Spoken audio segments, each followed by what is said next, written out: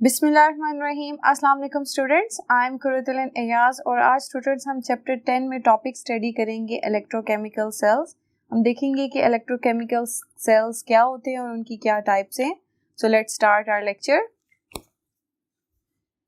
Students, electrochemical cells का topic start करने से पहले हम दो टर्म्स का कॉन्सेप्ट जो है वो क्लियर करना चाहते हैं। उसके बाद हम देखेंगे कि इलेक्ट्रोकेमिकल सेल्स क्या होते हैं। वो दो टर्म्स कौन सी हैं कि एक हम देखेंगे कि आयोनाइजेशन किसे कहते हैं, ठीक है, आयोनाइजेशन का प्रोसेस क्या है, और दूसरा हम देखेंगे कि इलेक्ट्रोलिसिस किसे कहते हैं। ये दो टर्म्स जो हैं इनको हम समझने के बाद देखेंगे कि इलेक्ट्रोकेमिकल सेल्स क्या हैं, ठीक है। स्टूडेंट्स, आयोनाइजेशन बेसिकली क्या है? एक आयनिक कंपाउंड को जब आप वाटर में डिसॉल्व करते हैं तो वो फ्री आयंस उसके जनरेट हो जाते हैं, that is basically called ionization, ठीक है। Ionic compound dissolve in water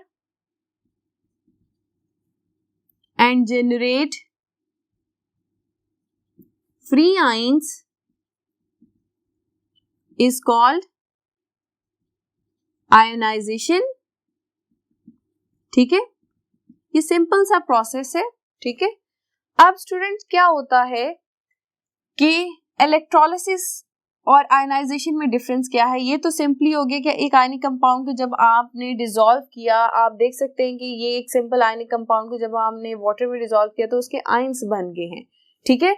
अब इलेक्ट्रोलिसिस में क्या होता है कि जब इसी आयनिक सॉल्यूशन को हम इस्तेमाल कुछ इस तरह से करें कि इसके अंदर हम इलेक्ट्रोड्स प्लेस कर दें और ये इलेक्ट्रोड्स जो हैं बैटरी के साथ अटैच करवा दें, तो स्टूडेंट्स आप देखेंगे कि जब बैटरी में से करंट फ्लो होना शुरू होगा तो ये फ्री आयंस जो हैं इलेक्ट्रोड्स की तरफ जाएंगे और यहाँ पर रिडॉक्स रिएक्शन होगा, यानी इलेक्ट्रोड्स पे क्या हो रहा है? ऑक्सीडेशन और रिडक्शन हो रही है।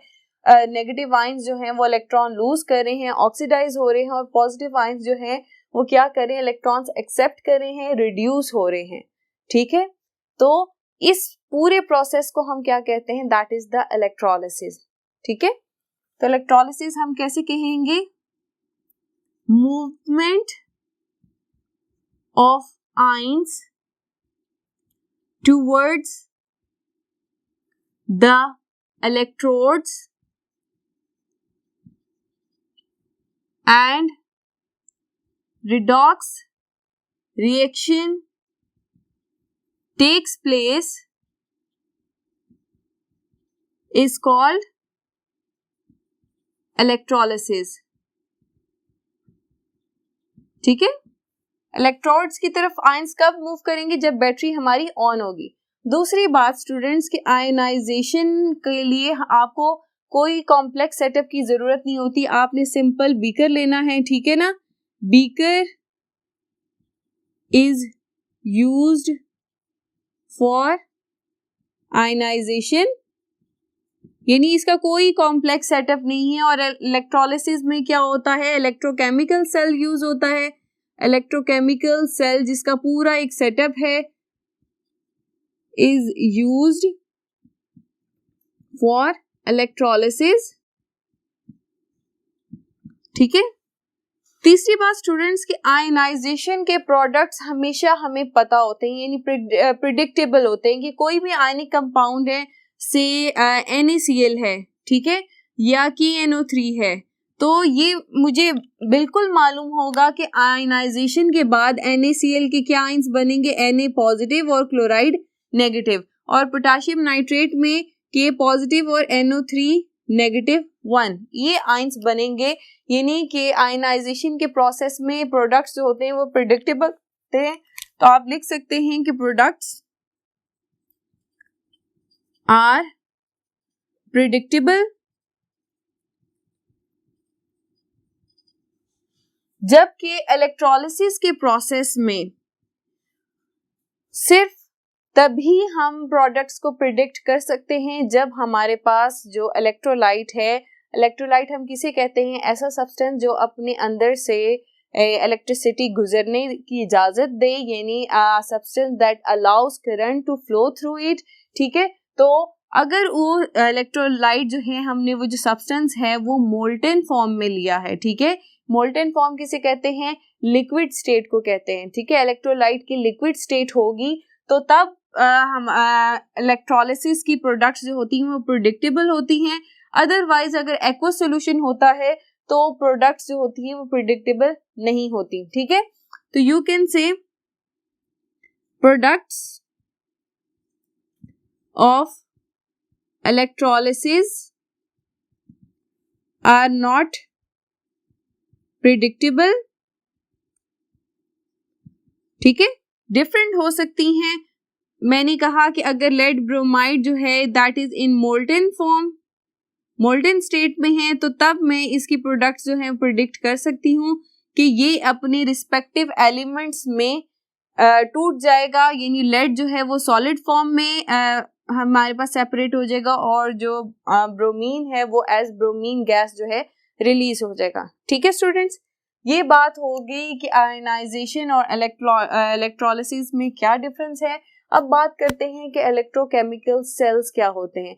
स्टूडेंट्स, इलेक्ट्रोकेमिकल सेल्स ऐसे सेल्स हैं जिनके अंदर या तो इलेक्ट्रिक करंट को इस्तेमाल करते हुए कोई भी नॉन स्पॉन्टेनियस रिएक्शन या रिडॉक्स रिएक्शन कैरी आउट किया जाए, तो you can say electric current is used to carry out redox reaction,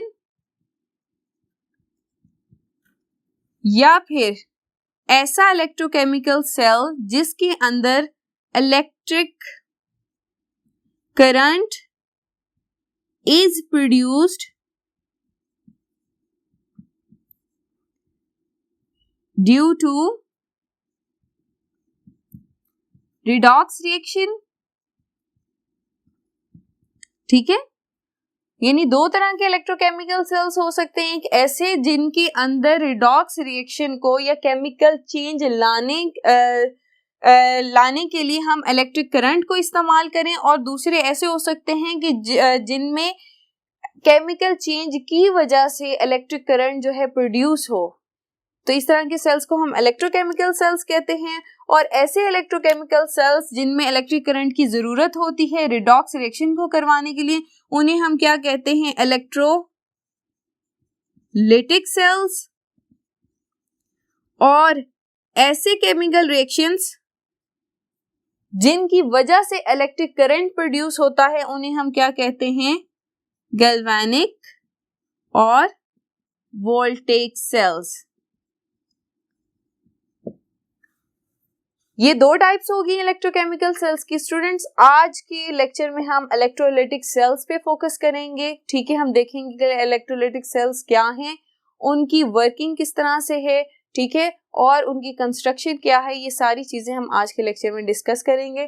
तो देखते हैं इलेक्ट्रोलाइटिक सेल्स को हम किस तरह से डिफाइन कर सकते हैं। The electrochemical cell in which electric current is used to bring about a redox reaction. ऐसा redox reaction that is non spontaneous, it's mean कि वो अदरवाइज पॉसिबल ना हो, ठीक है। हम जबरदस्ती एक केमिकल चेंज इलेक्ट्रिक करंट को सप्लाई करके करवाना चाहें तो इस तरह के इलेक्ट्रोकेमिकल सेल को हम क्या कहते हैं? इलेक्ट्रोलिटिक सेल, ठीक है। ये बात क्लियर हो गई। स्टूडेंट्स, अभी हमने कहा कि इलेक्ट्रोलाइटिक सेल में ऐसा केमिकल रिएक्शन हो रहा होता है या ऐसा रिडॉक्स रिएक्शन होता है जो अदरवाइज पॉसिबल नहीं होता, नॉन स्पॉन्टेनियस रिएक्शन होता है जो इलेक्ट्रोलाइटिक सेल में हम प्रोसीड करवाते हैं। उसको मैं आपको एग्जांपल से अगर समझाना चाहूँ तो स्टूडेंट्स आप देखें कि NaCl converted into N is solid, sodium और क्लोरीन गैस। NaCl हमने आयनिक फॉर्म में लिया हुआ है, ठीक है, यानी मोल्टन स्टेट है इसकी। मोल्टन स्टेट में क्या होगा कि सोडियम और क्लोरीन, सोडियम आयंस और क्लोराइड आयंस ये फ्री टू मूव होंगे, ठीक है। अब ये जो रिएक्शन है ये हमें क्या इंफॉर्मेशन दे रहा है कि सोडियम आयंस जो हैं एक इलेक्ट्रॉन एक्सेप्ट करेंगे और सोडियम एटम में कन्वर्ट हो जाएंगे, जबकि sodium ion is quite a stable ion, उसको जरूरत नहीं है कि वो एक इलेक्ट्रॉन एक्सेप्ट करें, ठीक है। लेकिन हम क्या करेंगे कि इलेक्ट्रिक करंट सप्लाई करके फोर्सफुली उसको इलेक्ट्रॉन देंगे, ठीक है। That is a non spontaneous reaction, जो इसके जहां पर फोर्स की जरूरत हो। अब क्लोराइड आयन में भी देख लें, जो कि Cl at zero oxidation state में कन्वर्ट हुआ है।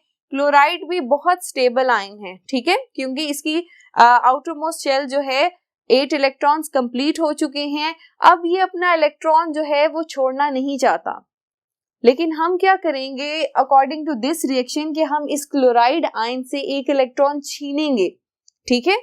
तो वो भी जबरदस्ती करवाना पड़ेगा, यानी हमें इलेक्ट्रिक करंट की जरूरत होगी और हम फिर क्लोराइड आयन से वो इलेक्ट्रॉन लूज करवाएंगे, ठीक है, उसकी ऑक्सीडेशन करवाएंगे और वो फिर Cl2 गैस में कन्वर्ट होगी। तो स्टूडेंट्स, इससे आपको ये कॉन्सेप्ट आया कि इलेक्ट्रोकेमिकल सेल्स, जो इलेक्ट्रोलिटिक सेल्स हैं उसके अंदर ऐसे रिडॉक्स रिएक्शन हो रहे हैं जो कि नॉन स्पॉन्टेनियस हैं, अदरवाइज पॉसिबल नहीं है। यानी ऐसा नहीं हो सकता कि आपने NaCl मोल्टन स्टेट में रखा हुआ है तो खुद ब खुद ही जो सोडियम जो है इलेक्ट्रॉन एक्सेप्ट कर लेगा, सोडियम मेटल में कन्वर्ट हो जाएगा और क्लोराइड आयन जो है इलेक्ट्रॉन लूज करके क्लोरीन गैस में कन्वर्ट हो जाएंगे, ठीक है स्टूडेंट्स। इलेक्ट्रोलिटिक कंडक्शन को स्टूडेंट्स अब हम देखेंगे कि इलेक्ट्रोलिटिक कंडक्शन हम किसे कहते हैं। Basically the movement of ions towards the electrodes in the liquid by the application of electric current is called electrolytic conduction, ठीक है। बेसिकली इलेक्ट्रोलिटिक सेल्स में जब आयंस इलेक्ट्रोड्स की तरफ मूव करते हैं, ठीक है, तो किस तरह से मूव करते हैं, इलेक्ट्रिसिटी की मदद से मूव करते हैं, तो इसे हम क्या कहते हैं, इलेक्ट्रोलिटिक कंडक्शन कहते हैं, ठीक है स्टूडेंट्स। अब हम देखेंगे कि ये आयंस जो हैं किस तरह से इलेक्ट्रोड्स की तरफ अट्रैक्ट होते हैं और क्यों अट्रैक्ट होते हैं। उसके लिए हमें देखना पड़ेगा कि इलेक्ट्रोलिटिक सेल्स की कंस्ट्रक्शन क्या है और वो फर्दर किस तरह से वर्क करते हैं। स्टूडेंट्स, ये आप अपने सामने एक बीकर देख सकते हैं जिसके अंदर हमने इलेक्ट्रोलाइट लिया है इन द मोल्टन स्टेट, ठीक है। हम इलेक्ट्रोलाइट का एक्वस सॉल्यूशन भी ले सकते हैं, लेकिन अभी हम इलेक्ट्रोलाइट एज मोल्टन स्टेट लिया हुआ है। आप इसमें फ्री आयंस देख सकते हैं, पॉजिटिव और नेगेटिव आयंस मौजूद हैं। अब स्टूडेंट्स, हम क्या करेंगे कि इस बीकर के अंदर 2 इलेक्ट्रोड्स एंटर करेंगे जो कि फर्दर बैटरी के साथ अटैच हैं। एक इलेक्ट्रोड जो है बैटरी की पॉजिटिव टर्मिनल के साथ अटैच है और दूसरा इलेक्ट्रोड बैटरी के नेगेटिव टर्मिनल के साथ अटैच है। स्टूडेंट्स, जब हम बैटरी ऑन करते हैं तो क्या चेंजेस आती हैं, हम देखते हैं कि बैटरी, जो इलेक्ट्रोड बैटरी की पॉजिटिव टर्मिनल के साथ अटैच है, वहां से आप देख सकते हैं कि इलेक्ट्रॉन्स निकल रहे हैं, यानी सॉल्यूशन में से वो इलेक्ट्रॉन्स को एक्सट्रैक्ट करेगा और बैटरी को प्रोवाइड कर रहा है। तो आप देखेंगे नीचे सॉल्यूशन में जो नेगेटिव आयंस हैं वो पॉजिटिव इलेक्ट्रोड की तरफ अट्रैक्ट हो रहे हैं और वहां पर अपना इलेक्ट्रॉन जो है लूज कर रहे हैं। ये इलेक्ट्रॉन जो है फर्दर बैटरी के अंदर एंटर हो के बैटरी के नेगेटिव टर्मिनल से इलेक्ट्रॉन जो है सॉल्यूशन के अंदर एंटर करवा रहा है। अब नेगेटिव इलेक्ट्रोड पे क्या हो रहा है स्टूडेंट्स के, नेगेटिव इलेक्ट्रोड पे सॉल्यूशन में से जो पॉजिटिव आयंस हैं वो नेगेटिव इलेक्ट्रोड की तरफ अट्रैक्ट हो रहे हैं और वहां से इलेक्ट्रॉन एब्जॉर्ब करके न्यूट्रल हो रहे हैं। तो स्टूडेंट्स, आप कह सकते हैं कि जो नेगेटिव इलेक्ट्रोड है, क्योंकि इसकी तरफ पॉजिटिव आयंस अट्रैक्ट होते हैं और पॉजिटिव आयंस को हम क्या कहते हैं, कैटायंस कहते हैं, तो इस इलेक्ट्रोड को हम क्या कह सकते हैं, कैथोड कह सकते हैं। और कैथोड पे प्रोसेस क्या हो रहा है कि इलेक्ट्रॉन एब्जॉर्ब हो रहे हैं, addition of electrons, it's mean के कैथोड पे रिडक्शन हो रही है। जबकि अगर हम पॉजिटिव इलेक्ट्रोड की बात करें तो पॉजिटिव इलेक्ट्रोड की तरफ कौन से आयंस अट्रैक्ट हो रहे हैं, नेगेटिव आयंस। नेगेटिव आयंस को हम क्या कहते हैं, एनायंस कहते हैं। तो इस इलेक्ट्रोड को हम इस बेस पे क्या कह देते हैं, एनोड कह देते हैं। ठीक है, एनोड क्या है, नेगेटिव टर्मिनल ऑफ बैटरी है। यहाँ पर क्या हो रहा है कि इलेक्ट्रॉन्स, नेगेटिव आयंस जो है अपने इलेक्ट्रॉन्स लूज कर रहे हैं, तो आयंस की क्या हो रही है, ऑक्सीडेशन हो रही है। तो यू कैन से कि एनोड पे ऑक्सीडेशन होती है इलेक्ट्रोलाइटिक सेल में और कैथोड पे क्या होती है, रिडक्शन होती है। स्टूडेंट्स इसको याद रखने के लिए कि कैथोड पे रिडक्शन होगी कि ऑक्सीडेशन होगी इलेक्ट्रोलाइटिक सेल में, इसके लिए मैंने आपके लिए छोटा सा कोड तैयार किया है कि आप कह सकते हैं रेड कैट। रेड कैट का क्या मतलब है कि रिडक्शन एट कैथोड। ठीक है, RED stands for reduction and cat is for cathode, के कैथोड पे क्या होगी, रिडक्शन होगी।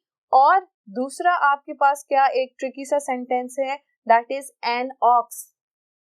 इट्स मीन AN का क्या मतलब है, एनोड, और ऑक्स का क्या मतलब है, ऑक्सीडेशन, यानी एनोड पे क्या होगी, ऑक्सीडेशन होगी। तो अगर स्टूडेंट्स आप ये दो लाइंस याद कर लें कि रेड कैट एंड एनऑक्स, तो आपको कभी नहीं भूलेगा कि कैथोड पे रिडक्शन होगी और एनोड पे ऑक्सीडेशन होगी इन एन इलेक्ट्रोलाइटिक सेल।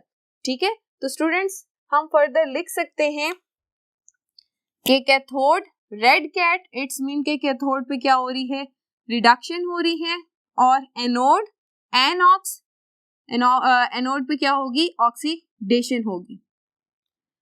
एक बात और स्टूडेंट्स, इलेक्ट्रोलाइटिक सेल्स में कि अगर हम देखना चाहते हैं कि क्या प्रोडक्ट्स बनेंगे, कि एक इलेक्ट्रोलाइट की हमने कहा था कि इलेक्ट्रोलाइटिक सेल्स में डीकम्पोजिशन हो जाती है, तो जब एक इलेक्ट्रोलाइट डीकम्पोज होगा तो वो उसकी प्रोडक्ट्स क्या बनेंगी, वो स्टूडेंट्स अगर इलेक्ट्रोलाइट जो है वो मोल्टन फॉर्म में है, मोल्टन स्टेट में है, तो फिर तो प्रिडिक्ट करना बहुत ज्यादा आसान है कि मोल्टन स्टेट ऑफ इलेक्ट्रोलाइट की जब इलेक्ट्रोलिसिस होगी तो बेसिकली इलेक्ट्रोलाइट अपने कह लें कि कॉन्स्टिट्यूएंट एलिमेंट्स जो है उनमें ब्रेक कर जाता है। ठीक है ना, फॉर एग्जांपल अगर NaCl है तो इसके कॉन्स्टिट्यूएंट एलिमेंट्स क्या होंगे, Na as metal, sodium metal and chlorine gas.